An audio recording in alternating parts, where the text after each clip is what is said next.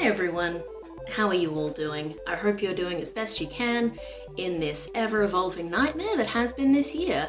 I live in Melbourne, so I'm dealing with stage 4 lockdown, which sucks for me. I'm balancing my desire to go out for brunch with my desire to not catch a disease that will mess up my whole body.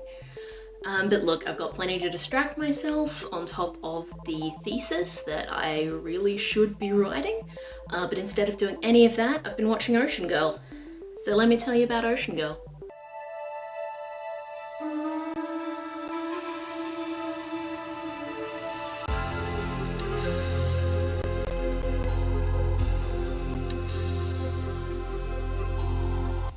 Ocean Girl was a really big part of my childhood, and I kind of don't know why that is, because it contains so many of my fears. I used to really love swimming and going to the beach, but I'm terrified of the ocean and everything in it, and those fears were a lot worse when I was a kid. But nevertheless, I was obsessed with Ocean Girl. I used to do that, like, full body kick swim where, like, you keep your feet together and just, like, woo, woo.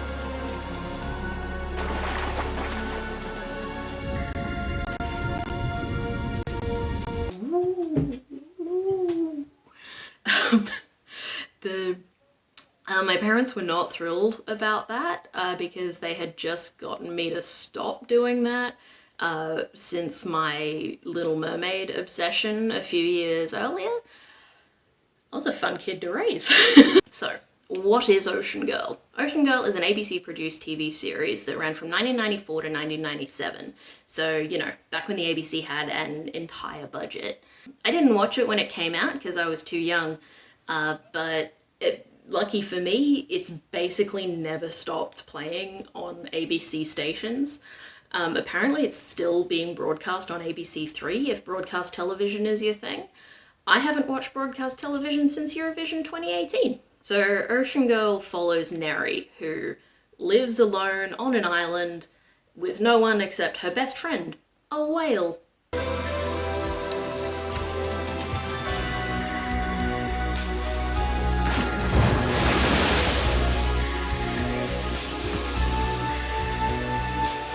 The protagonists of the series are Jason and Brett, who move to an underwater research facility called Orca with their mum, who is a scientist.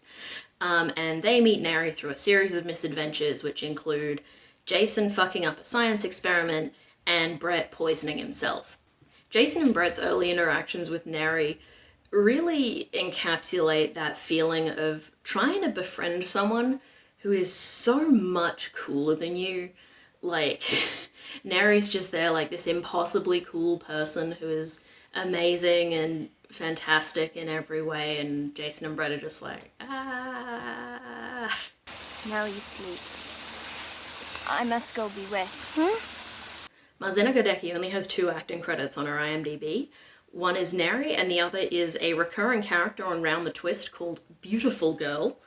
So, you know, nice. Speaking of casting, Brett is so perfectly cast as, like, an Australian little brother. I think she's asking for the old initiation trick. What do you reckon? Oh yeah, definitely. Like, pretty much everyone I went to school with had a little brother exactly like Brett. Like, which is pretty weird because I went to school with a lot of people who were not white.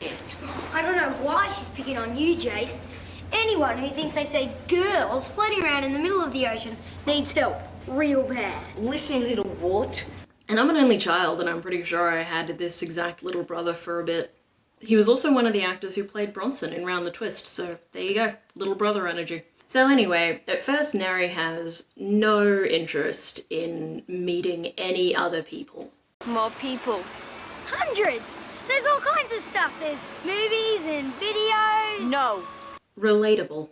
But then she encounters some property developers and has such a great time pranking them that she simply must know more about humanity.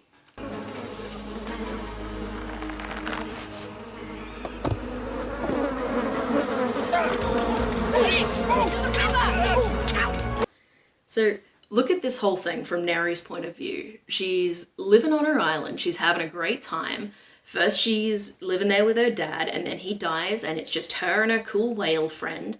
And then One guy tries to do science on her whale, and another guy poisons himself, so now she meets some other people her own age. And then the next humans she encounters are like the personification of colonialist capitalism, and she destroys them.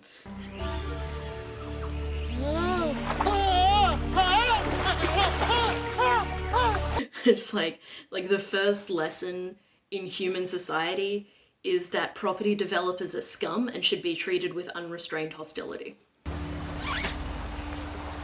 There's a snake in there. Basically, this and Scooby-Doo made me the raging inner-city latte-sipping leftist that I am today. I should point out that the way media influences your ideologies and your outlook on life and the person you are is actually a lot more complicated than I'm making it out to be. That said, Ocean Girl and Scooby-Doo also made me bisexual, and Eddie Izzard made me non-binary. Come to think of it, I'm pretty sure the villains of Round the Twist are real estate agents. I just want to take a minute to appreciate the character of Vanessa, who is unrelentingly terrible all through season 1 until her face turn. Basically, Brett and his friends play a prank on her, and her response is to try to kill Brett.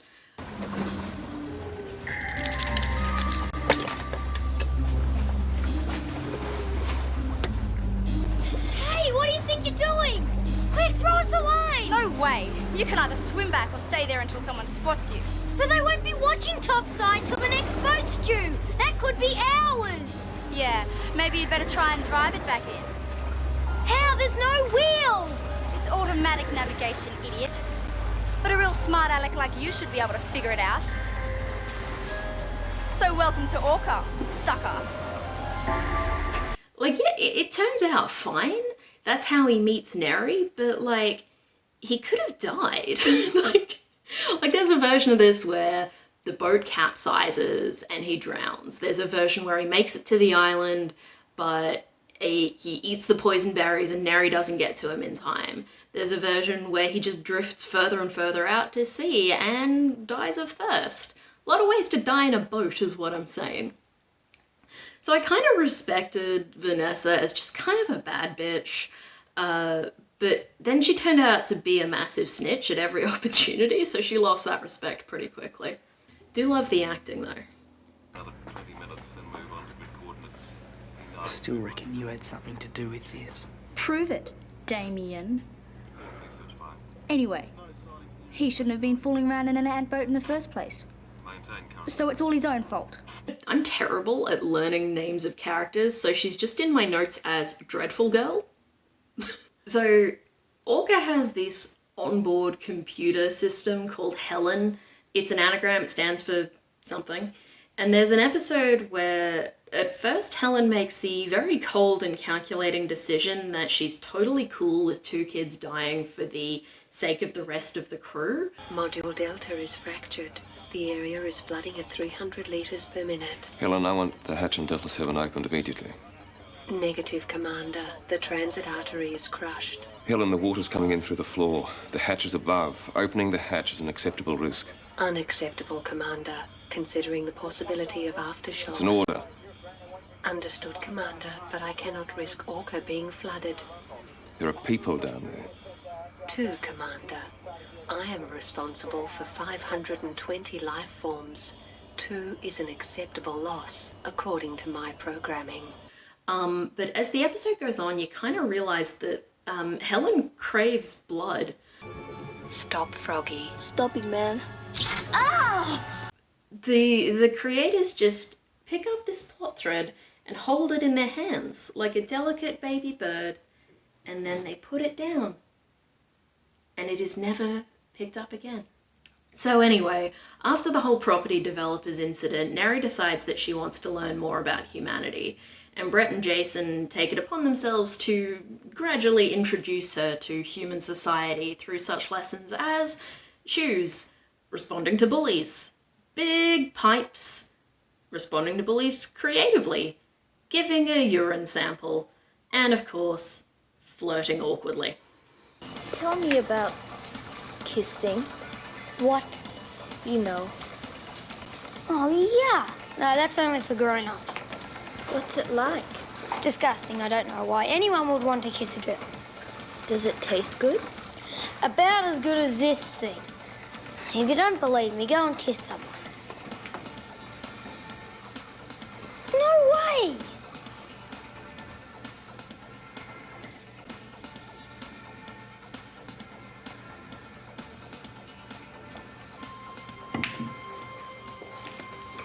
Damien? Attention all day pass holders. Please report to reception prior to...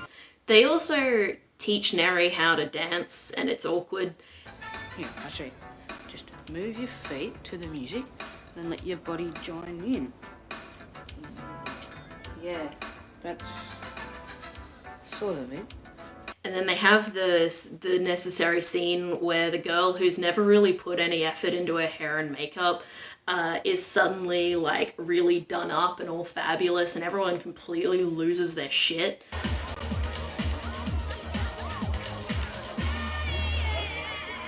Thanks. Excuse me.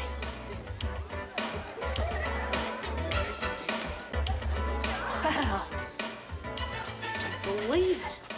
I always love these scenes because they require professional beautician levels of skill with hairstyling and makeup from characters who we have no reason to suspect that they have those.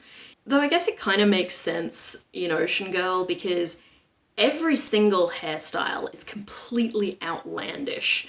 And this brings me to a segment that I'm going to call Future Haircuts. You know it's the future because everyone has a future haircut. Check out all these future children with their future haircuts. There's a future haircut. There's a future haircut with some stuff in it.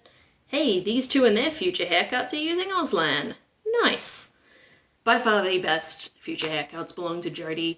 Every single time this actress sits down in a stylist's chair, a work of art is created. So around the same time as this awkward dancing, we're introduced to Orca's nemesis, Ubri. Ubri is a rival research station that seems to be staffed entirely by villainous Europeans. We can't afford to let him get any weaker. It's time for the brain probe. Scramble! How do you know this lady's evil? Because she has a Russian accent and this wig, which I guess she stole from the Kransky sisters. When I get that feeling, I want sexual healing. Ubri is kind of the chum bucket to the Krusty Krab that is Orca. Ubri's whole plan is to steal all of Orca's research and also a whale. But unfortunately for them, this whale is Neri's best friend, so the kids of Orca band together and basically commit industrial sabotage, and they set a whale free. Environmentalism. Do you realise what you've done? Yes, Dad. And I'd do it again if I had to. I'm sorry. I know what duty means to you. But sometimes there are more important things, like Neri. This is her territory. She belongs here and so does Charlie. No one's got the right to take either of them away and put them in a cage. They have to be set free. Don't you see that? They're part of the ocean. Dad, isn't protecting the ocean why Orca's here in the first place? That about rounds out the first season, along with the revelation that Neri might be a space alien. Ooh. It's from the pathologist on the mainland. He's tested Neri's blood. It isn't human. In fact, it contains certain DNA structures never before seen on this planet.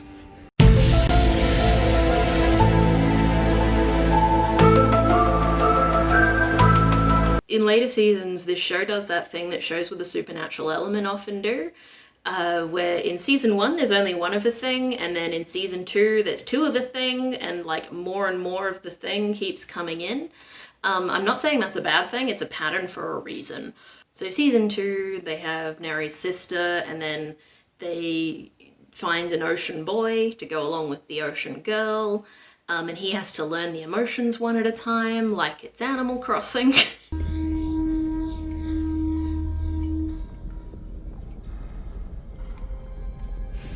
What's this?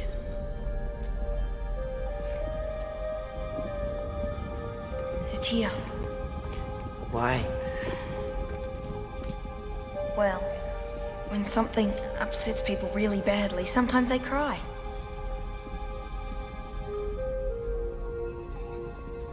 I think this makes me cry. He feels very much like Mon-El in Supergirl. Like, you know how in season 1 of Supergirl, they spent a lot of time and put a lot of care into gradually building the relationship between Kara and James. And then right at the start of season 2, they're like, hey, James can fuck off. It's time for Mon-El, who sucks. Digressions aside, I'm really impressed with how well Ocean Girls held up. Like, I fully expected to be cringing through the series, but it still owns bones. I just want to take a second to praise Marzena Godecki's acting. Like, there's so many scenes where it's just her alone doing random shit in silence, and that's the kind of scene that's very easy to either overact or underact, and she just does a good job. Well done. Well done, Marzena Godecki, who is definitely watching. There's a bunch of episodes that are all about corporate interests interfering with research, and boy, that's relevant.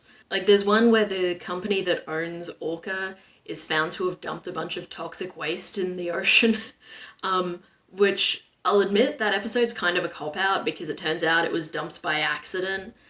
Basically, you can never admit that the problem is capitalism, so the solution always has to be a good capitalist. The 90s. Even the special effects have held up really well, and by special effects I specifically mean the whale. Basically they just had a bunch of whale footage, and then for close-ups and like shots with a person in them, they had a massive fiberglass prop whale, which I'm sure was a nightmare. According to an oral history written up by Vice, the whale cost $100,000 to build, and it was built by a guy named Chris. Well done, Chris. You did a great job on that whale. So anyway, this show slaps. Neri is cool. See you next time. Thanks for watching. Like and subscribe. Do all those cool YouTube things. Say hi to your pets for me. If you don't have any pets, go outside and find an animal. Say hi to it.